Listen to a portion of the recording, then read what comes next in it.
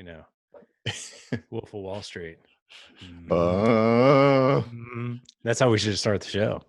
I think we just did. We just did. Larry, welcome to Act Dad, the Awesome Dad Show. How are you? I'm good, man. Good to see you, Mark. I'm excited. You too. I'm excited too. I've been watching your story here for the past several months, and I'm just really excited to get into some questions. So let's get into it. Let's Larry, do it, man. yeah, I'm going to start here, Larry. I've been watching you over the last 60 days on this 75 hard. Can you tell me what's 75 hard all about? Oh, dude, it's probably, I mean, I'm a big fitness guy. I love fitness. Dude, I have 4 kids, 4 boys. So I've got to keep my health in check to keep up with these people because they all have a lot of energy. So if you're obviously you're a dad listening to this show, you feel my pain, you understand. Oh, yeah. But what this really came about was I really just wanted to get my health in order a little bit more. I've always been into fitness, but I've kind of been over the years, like I've been really into it and then I kind of let myself go and then I'm into it and I let myself go. And I don't know if many people know this, but I used to actually compete in bodybuilding. And I think I've done 12, 13, 14 shows, something like that over the past several years. Last show I did was in 2011. And that one for me was like, oh man, I'm never doing this crap again. Like the diet sucks. It's too hard. And what I've done over the past several years is I've just kind of gotten unfocused. And I really want to do something to dial in my discipline. And I want to keep it simple. And just like any other man, if you're a man listening to this show, like, hey, I'm overwhelmed. In order for me to do something, I have to go all in. It's got to be complex. Like it's got to be this diet, these macros, this type of workout, this cardio. Blah. So what I did is I hired a good friend of mine to keep me accountable. And I'm like, dude, I already know what to do. I actually have a background in health and fitness and nutrition. So I know all this stuff. I just need somebody on my ass. So he's like, you can pay me. And I did because I want to keep myself accountable. He's like, but I'm about ready to start the 75 hard in a couple of days. I was like, what's that? And I should know what that is because I live in St. Louis and Andy Frisella lives 15 minutes from me. And I'm a loyal supplement superstore first form guy. And so I love his stuff. MFCEO, I've been on his show. I'm actually good friends with his co-host Vaughn. So I should know what the 75 hard is. And I didn't. And so the 75 hard is really just living by 5 rules every single day for 5 days or 75 days. The 5 rules are no alcohol for 75 days. Eat a clean diet, no cheat meals, no cheat days, no nothing, no scoop of peanut butter, no grabbing M&Ms, no nothing. And the diet can be anything that you want. It can be keto. It can be the zone. Whatever. My thing is like, I've got 4 kids. I know how to eat. Okay. I know how to eat right. What I'm going to do is I'm going to use MyFitnessPal and I'm going to dial in what I'm eating every day. And I'm going to try to stay within a 30-30-30. So 30 protein, 30 carb, 30 fat. Try to stay within about 1,800 calories a day. I never really had like my meals like completely planned out or anything like that. I just ate and I put things in throughout the day and I knew where I was at. So that was the other rule. Another rule was a gallon of water a day. That one has always been easy for me. I've always drank a gallon of water a day for years. The other one is 2 workouts a day. One has to be outside. So 45 minutes a day. And I'll get to something I learned about working out. And read 10 pages of a self-help book and take a progress pick every day. Now, I haven't done the progress pick every day, but I've done it every Monday. So I do that every Monday. But it's really helped me with mental toughness, with discipline, with keeping things simple. But the 2 workouts a day, what I noticed was I was 3 weeks into this and I felt really worn down, like really worn down. Yeah. And this really helped me. And this is what, a great accountability coach will do for you, who's also a nutrition and wellness and fitness expert. He was like, well, what are you doing for these workouts? I'm like, I'm doing CrossFit and I go and do CrossFit again, or I do HIIT training. And I was like, I always thought these 2 workouts had to be like beast mode. Right. And what I learned is like, health doesn't have to be beast mode. Like I can, as long as I'm out moving my body, it's fine. So I've done I've completely changed my perception as far as workouts go. So yeah, I do one hard workout, but then I'll walk my dog for 45 minutes. I've never done yoga. I started doing yoga because yoga can be one of your workouts. So I'm like, well, maybe I'll do yoga. I'll try to incorporate flexibility. And I got to tell you, like the past I'm on day 65 right now. It has completely and totally changed my relationship with food, my perception of health and fitness, um, alcohol. I have more patience with my kids. I'm happier. I have a better connection with my wife. I feel confident in the way my body feels. I mean, like it or not, I don't care if this is a dude thing or not. Guys care about how they look.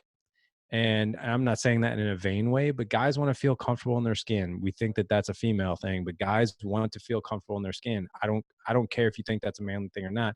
You boil down to a deep rooted, self-image thing. Guys want to feel confident about how they look. Yes. And when you feel comfortable about how you look, the other cool thing is the physical part of your relationship with your wife, I think drastically improves too because you feel better. So that's the story. I hope I covered everything you want to know on that. Yeah, I think that's great. Those 5 core principles.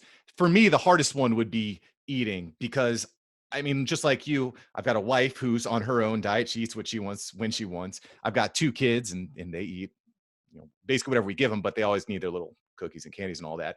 And I'm on kind of this seafood diet. I see it, I eat it. Yeah. So that's a tough one, Larry. So I have a Yeah, question before we get more into the fathering aspect of this. So I guess this has a little bit to do with that.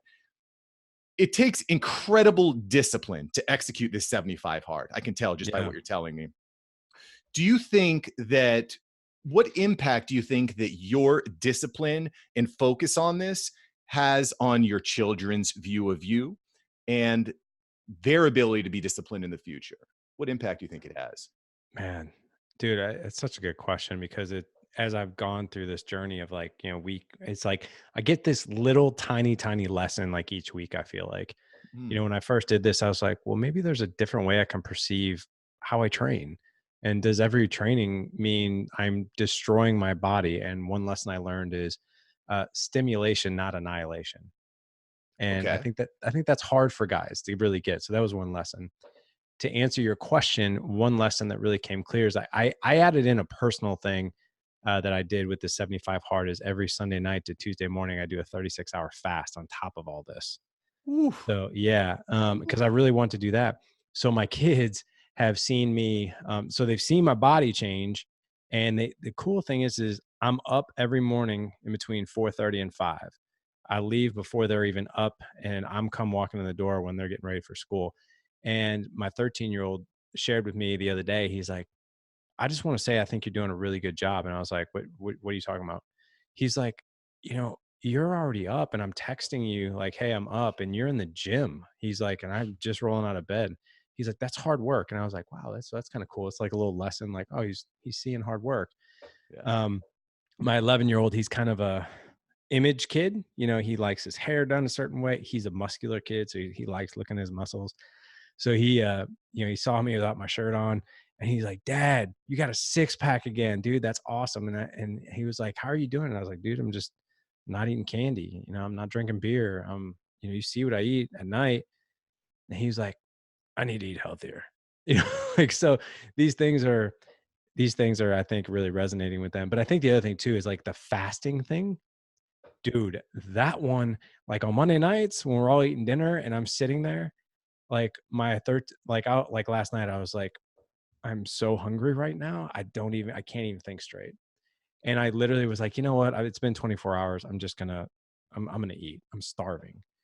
And my 11-year-old goes, sure, you want to do that? He's like, Dad, if you think it's 6 o'clock, if you make it till 7:30, you pretty much have it in the bag. Like you're going to bed at like 9. So why you only really have an hour and a half. And I'm like, huh. Yeah, that's a good point. So the fact that he even realizes, like, because any other 11-year-old kid, I think would be like, yeah, Dad, eat for crying out loud. It's been 24 hours. But he was like, hey, gut check, so he's keeping me accountable. That's cool that it goes both ways, that as a father, you're there to set boundaries and keep your kids accountable, but they're there to kind of back you up as well. I think that's a really cool dynamic. And look, I really have a problem with that. I'm doing an intermittent fasting diet right now, and I Yeah. really struggle with, okay, I'm getting really hungry, but I'm going to go to sleep, and then I wake up at like midnight or whatever, and I'm like, maybe I'll just have something, and then before I know it, the whole bag of chips is gone. So, man, props to you. That very, very difficult, very respectable. Thanks, man. Yeah, oh, dude, that's the hardest thing, man. At night, it's like, big jar of peanut butter just staring me in the face. What's one scoop? Like, Yeah, so what I've done to kind of combat that is when the family's eating, instead of eating the whole meal with them, I'll just have like an apple, and I yeah, find that can kind of get me through it. I can get into my evening workout routine and not feel way too fatigued. yeah, yeah. I want to segue a little bit into what you're doing with the Good Dad Project and with the Dad Edge Alliance, Larry.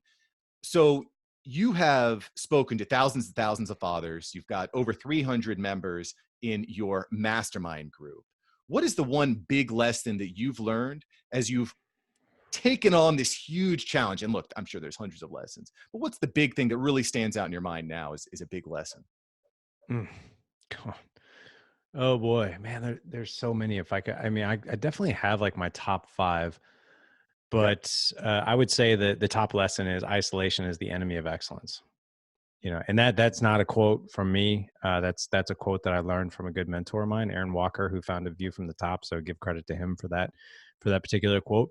And I didn't really understand that when I joined his mastermind back in 2015. And I was like, well, what does this even mean? And then, you work with men who are living these quiet lives of isolation and desperation, where men are literally surrounded all day every day physically by people, and we have a lot of acquaintances. Man, we have a lot of friends on Facebook. We talk to the people at the water cooler at the office, what happened in the game, and we see our old college buddies, and then we relive the college days. And but when it comes to like, hey man, like, how's your marriage with Jessica? Are you guys talking okay? You guys going Right. on date nights? How's the communication? How's the intimacy? Are you guys on the same page with parenting? Like, what's going on?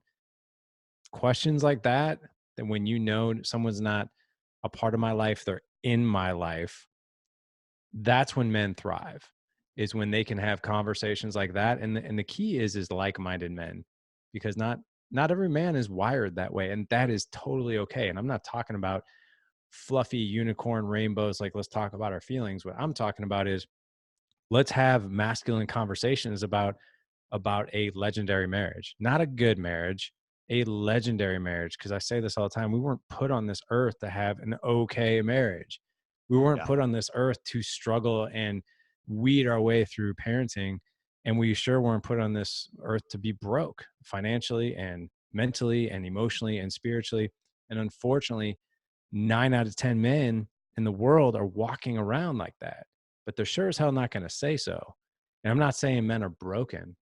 I'm not saying that at all. We have 350 good guys with good lives who do life with us every day, every week, every month in our mastermind. But what I'm saying is, um, the things that we learn in our life, like, so for instance, what you do for a living, I use this analogy all the time. When you're a cop, you go to the police academy, you go through several months of training, then you are mentored by somebody, and when you're out, working the beat or whatever you want to call it, and then it's after like a year and a half, okay, you're trained, you're good. Here we go. Now, here's marriage, and here's parenting, and here's finances for the most part, right? And even health, mental, emotional, physical health. Yeah. I want to be a cop. Okay, great. You know what? Show up at the police station tomorrow. We're going to give you a gun. We're going to give you a badge. We're going to put a uniform on you, put you in a squad car, and off you go. And go fight crime. Go pull people over, give them tickets. And you're like, holy crap! Like, that's unheard of. But that's what marriage is. That's what parenting is, and that's what health is, and finance is. And no one wants to of course it's perfectly acceptable if you're a newbie on the job as far as being a cop, like, hey, I don't know how to do this, no problem, let me show you.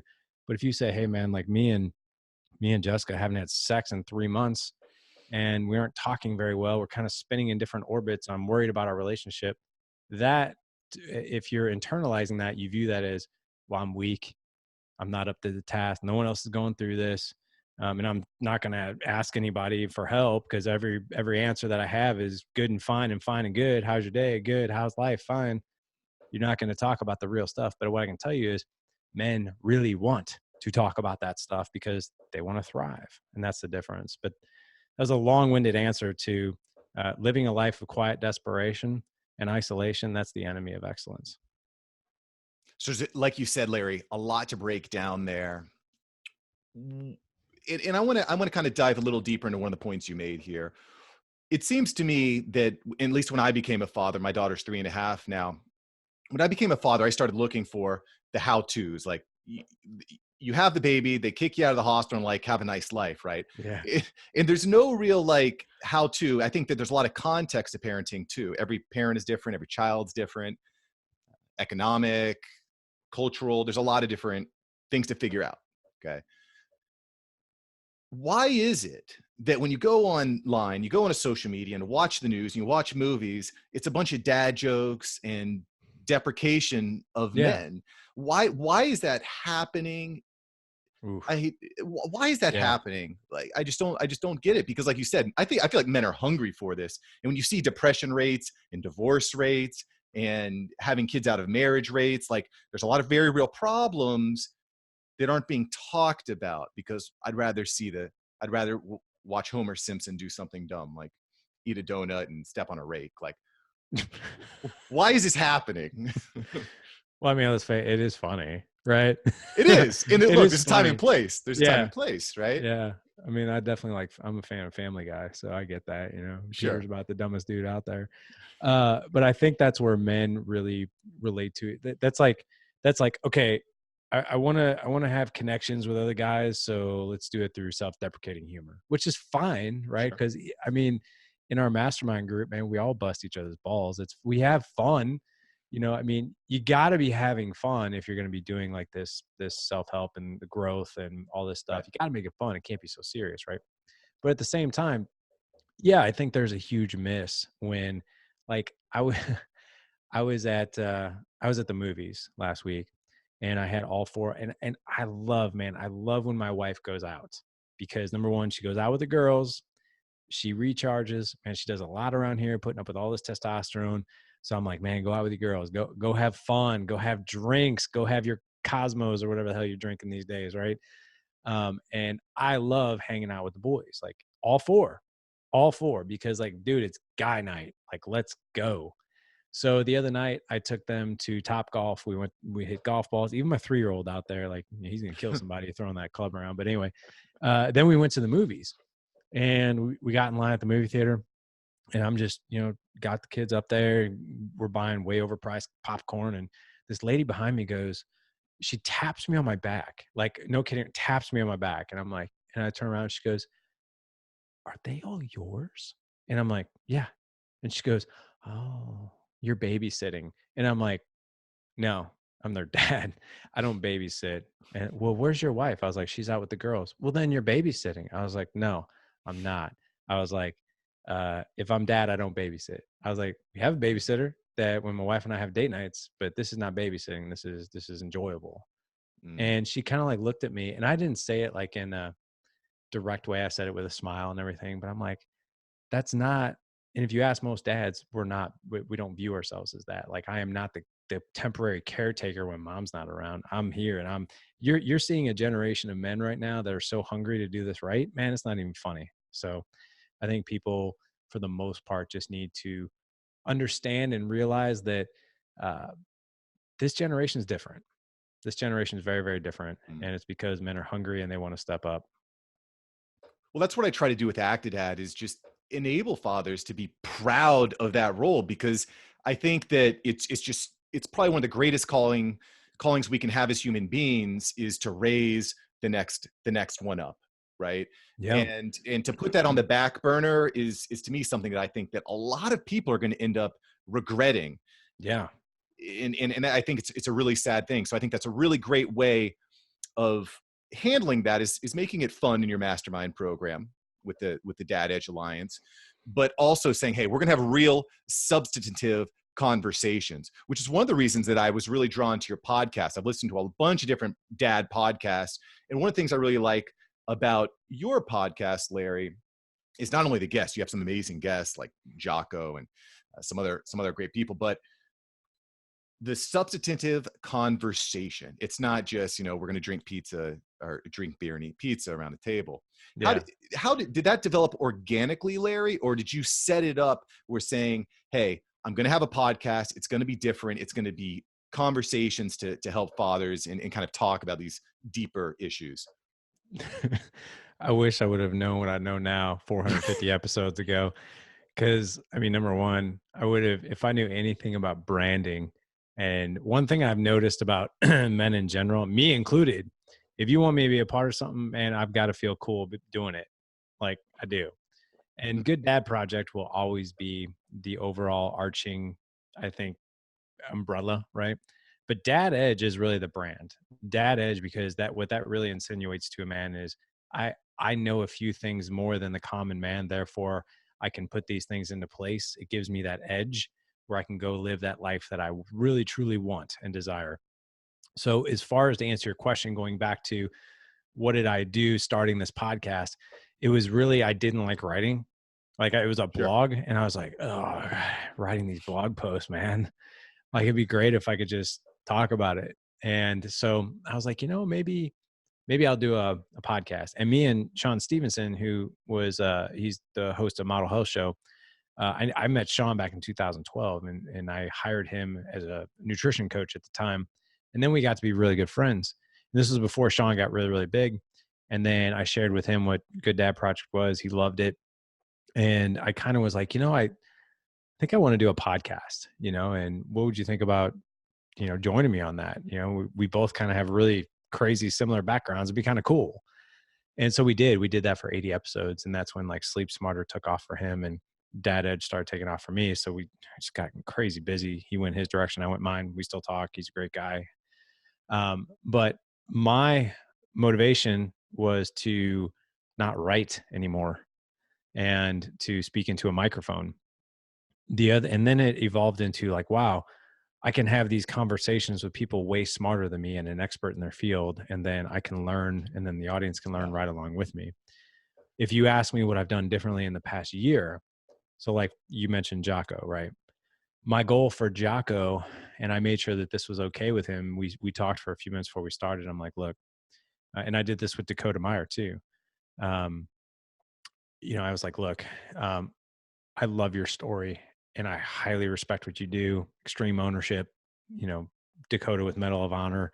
But so many people have heard this side of you, right? So many people know the business, the extreme ownership, that dichotomy, right?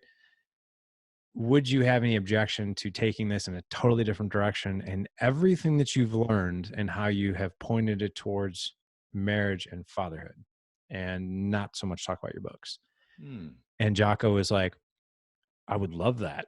He's like, I talk about the same things so much. He's like, I never get to talk about this part of my life. And I asked him, I said, well, is there anything I need to stay away from? And he gave me one piece of advice, and I'm not going to share it because it was confidential. He's like, can you just not ask me about this particular thing? Because it's a bit of a strain in my life right now. And I was like, no problem. So we stayed away from it. But I took that podcast and several other over the past 12 months in that direction of like, what can I bring to the audience that no other podcast has ever heard and no this guest has never been able to talk about? And Yeah. those are the things that I really try to uncover. When I think just like you had mentioned, when you ask questions that you're actually curious about on your own and you dive deeper into these issues, it helps you to grow as a father. Kind of going back to the beginning of our show here, there's no instruction manual for being a father, but I really got to commend you on the questions that you ask, the way that you ask them, and the quality of guests. Just a really good program, really great program. Thank you.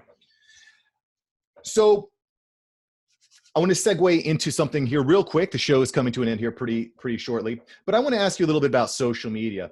Um, it's to me, when we look at society, everything is going pretty good. Like, I mean, when you look at civilization over the past thousands of years, things have been real. We've gone through some really bad times as humans. Right now, I mean, like I've got clean water, I have access to food, entertainment, knowledge, information. Everything seems great, but depression levels are at an all-time high. What role do you think social media plays in all of that? Man, you've got to be so careful with that because number one, we as adults, we're up against something, and I'm not saying social media is bad. Man, social media is awesome. It has Yeah. so many, the world has never been more connected than it is right now. At the same time, the world has never been more connected than it is right now. I Right. think the problem for me is you have this need to compare yourself with others, Yes. I think. Yeah. And comparison is the thief of joy.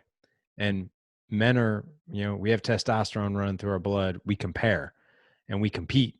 That's in our blood. That's in our nature. You can't unwire that. It's part of being a dude. It's part of being a man.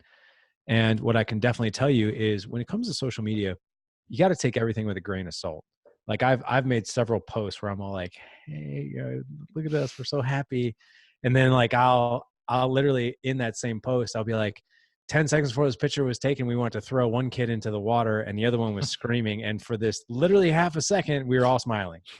Anyway, by the way, it took like 10 photos. This is the best one of the 10, Right. and I think people look at that and they're like, "Oh, they're always happy. My life sucks." But that's not true, man. Like it's messy, but you've got to take what you see with a grain of salt online. And when you see people like, and you have to, it's so much easier said than done, but you have to have an abundance, not a scarcity mindset when it comes to this stuff. I have a good friend of mine, Ryan Mickler, right? Ryan Mickler we met when we both started our podcast. We met in a podcast review group. That's how we met. Like we started our podcast within 2 weeks of each other and we really hit it off. And Ryan started Iron Council a year before I started Dad Edge Mastermind. And there's that part of me, right, that I'm like, wow, he's got 500 members. I have 350. And there's that, if I let myself go down that rabbit hole of like, oh, I suck, you know, Mm. and you can compare like, oh, his marketing is this. And I'm just like, you know what? No, like, man, Ryan's a good dude.